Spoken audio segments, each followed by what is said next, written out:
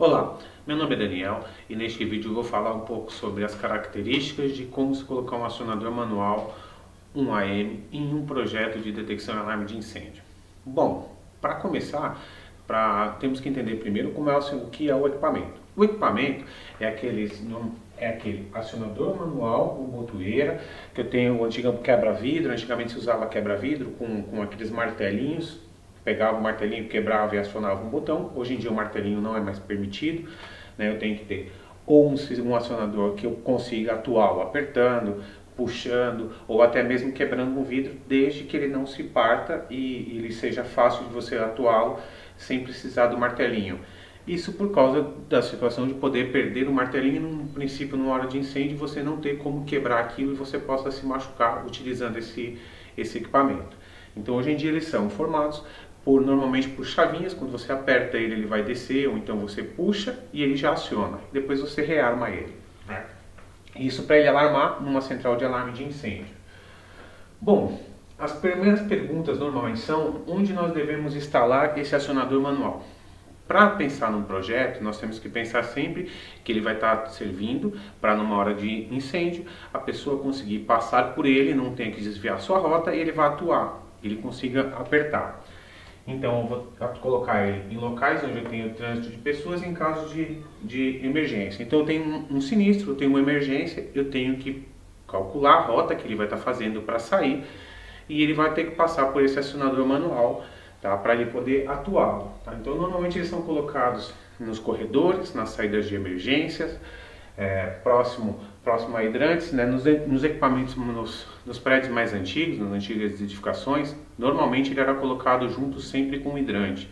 Tá? Hoje em dia você não faz essa regra. Normalmente você tem sim junto com o hidrante, mas você vai ter que fazer o cálculo para que a pessoa não ultrapasse a distância máxima de 30 metros. Ou seja, eu não posso em nenhum ponto da minha área protegida sair dessa área sem percorrer mais do que 30 metros sem passar por um acionador manual, que eu possa atuá-lo para estar colocando esse alarme, tá?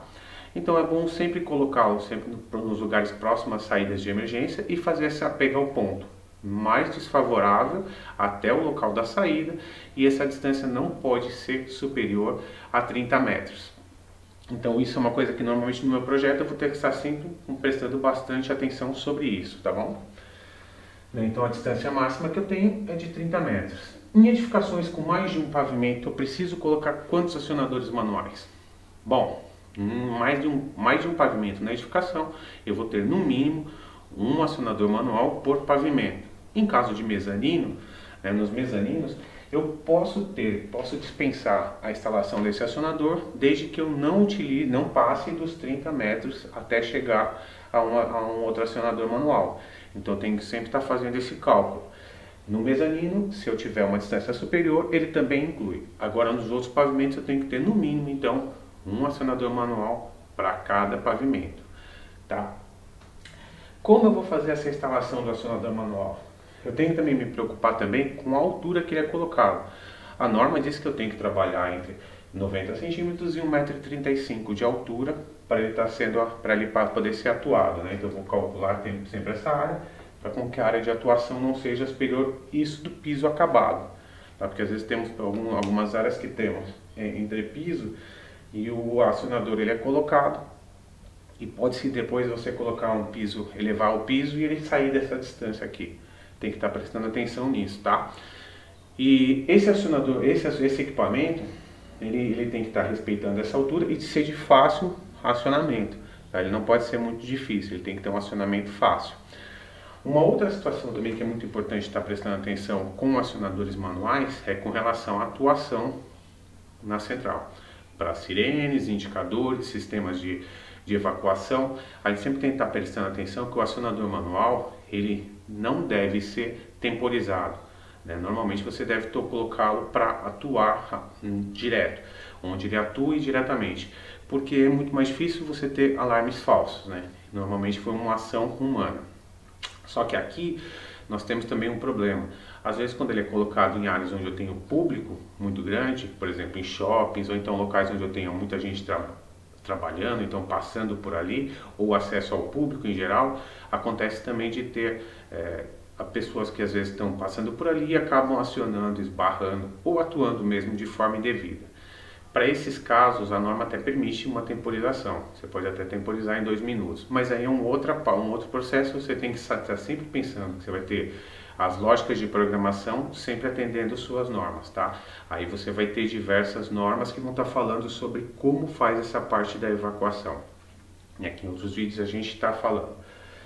Voltando, o acionador manual ele é um equipamento de acionamento por pessoa, então ele deve ser instalado sempre no trânsito, nos locais em caso de emergência, então eu tenho que me preocupar com isso.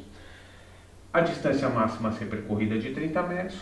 Em cada pavimento eu vou ter que colocar um acionador manual. Mezaninos são dispensados quando a distância é inferior a 30 metros. Esses são os princípios básicos da instalação de um acionador manual, que deve respeitar também essa altura de 90 cm ao 1,35 m conforme norma do piso acabado, e sempre se preocupar com a parte das lógicas de programação, dimensioná-los. E esses acionadores também são vermelhos para indicar que eles são do sistema de alarme de incêndio. A tubulação também deve ser identificada, como toda tubulação de incêndio, e não pode ter martelinho, tem que ter um acionamento. Se for quebra-vidro, sem ser aquele vidro que se estilhaça, então ele tem que partir, mas tem que ter uma película de proteção para não machucar o usuário. Está sempre colocado na saída de emergência também, para evitar com que alguém, como toda pessoa que visualiza um incêndio, possa estar atuando, e para evacuar o edifício. Bom, espero que vocês tenham gostado. Não se esqueça de deixar seu like, de deixar seus comentários, de deixar sugestões para novos vídeos. Muito obrigado!